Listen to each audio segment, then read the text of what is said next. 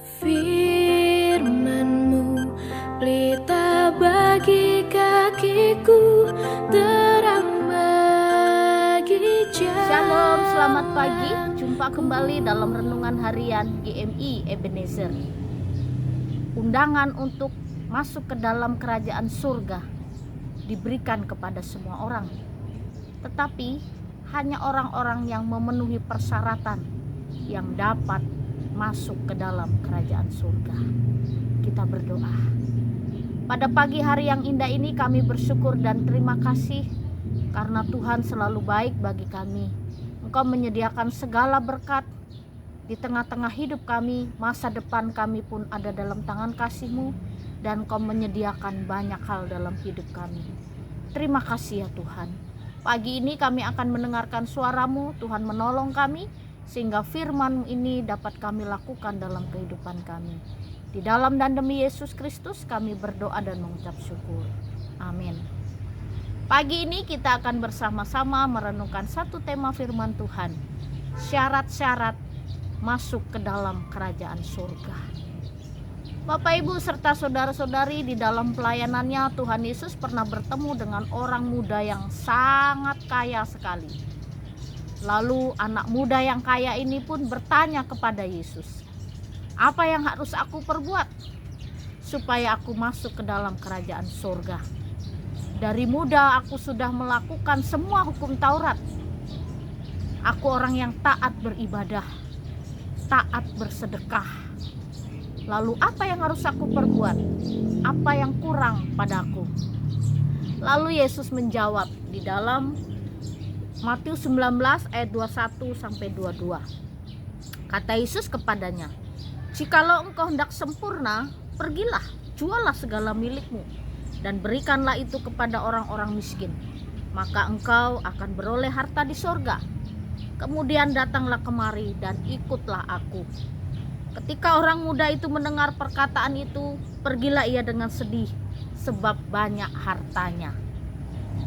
Ketika orang muda bertanya, "Apa yang harus aku perbuat untuk aku masuk ke dalam kerajaan surga?" Dan Tuhan Yesus menjawab, "Juallah hartamu, berikanlah kepada orang miskin." Lalu sangat sedihlah anak muda ini untuk dia menjual karena hartanya begitu banyak. Bapak, Ibu, serta saudara-saudari, yang menjadi penghalang bagi anak muda ini untuk masuk ke dalam kerajaan surga karena dia memiliki harta yang banyak. Lalu, apakah hanya harta yang bisa menghalangi orang masuk ke dalam kerajaan surga? Apa masalahnya dengan harta dan kekayaan? Bapak, Ibu, serta saudara-saudari, ketika orang memiliki harta yang banyak, biasanya orang itu orang yang sombong. Ada juga orang yang dipercayakan jadi orang yang pintar, itu juga sombong. Tapi ada juga orang yang miskin, sombong. Jadi bukan kekayaan, bukan kepandaian, bukan kemiskinan membuat orang sombong, adalah karena hatinya tidak berpaut kepada Tuhan. Orang Kristen boleh kaya. Bahkan banyak tokoh-tokoh di Alkitab kaya. Seperti Abraham, Ayub, orang yang kaya, orang yang diberkati. Tapi mereka adalah orang yang takut akan Tuhan. Jadi syarat untuk masuk ke dalam kerajaan Allah adalah tetap mengandalkan Tuhan dan hidup sepenuhnya mengandalkan Tuhan. Harta, kekayaan, kepandaian, apapun yang kita miliki, itu semua hanya anugerah Allah. Ada orang yang katakan itu semua hanya titipan, karena semua yang kita miliki dalam dunia ini kita akan tinggalkan. Salomo dalam segala kemegahan dan kekayaannya pun harus waspada tentang harta kekayaan. Di dalam Amsal pasal 30 ayat 8 sampai 9, demikian bunyi firman Tuhan. "Jauhkanlah daripadaku kecurangan dan kebohongan. Jangan berikan kepadaku kemiskinan atau kekayaan. Biarkanlah aku menikmati makanan yang menjadi bagianku. Supaya kalau aku kenyang, aku tidak menyangkalmu dan berkata, siapa Tuhan itu?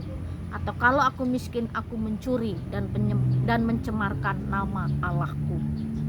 Jadi dalam keadaan apapun, kita harus tetap memuliakan Tuhan. Dalam keadaan kaya dan miskin, kenyang ataupun lapar, kita tetap mengandalkan Tuhan.